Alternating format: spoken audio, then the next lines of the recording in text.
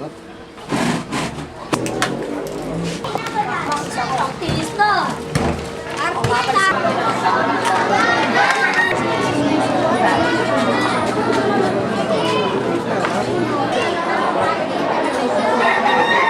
Pagdating, pinaupo ko lang din.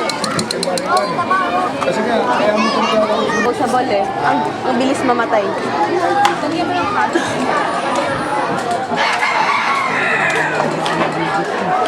Oh, 3.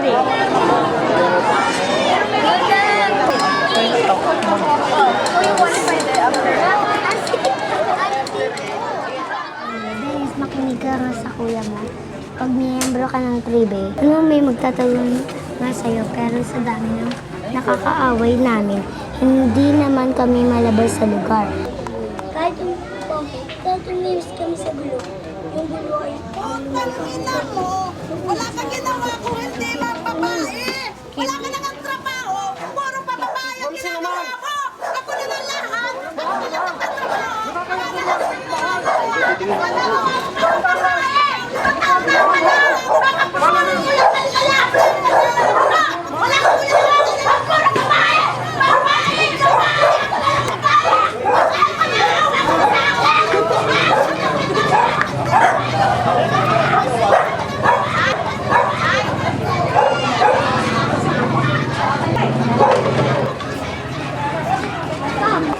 Anong pakiramdam ng masaksak?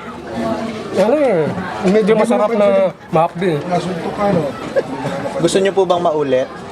Medyo wag na muna. Sanay. Siya sumigaw ng kat. Si Rox ang sumigaw ng kat. Bakit? Bakit? Kasi pagod na talaga ako dito. Nakaupo na ako, baka talagang sakitin ako dito.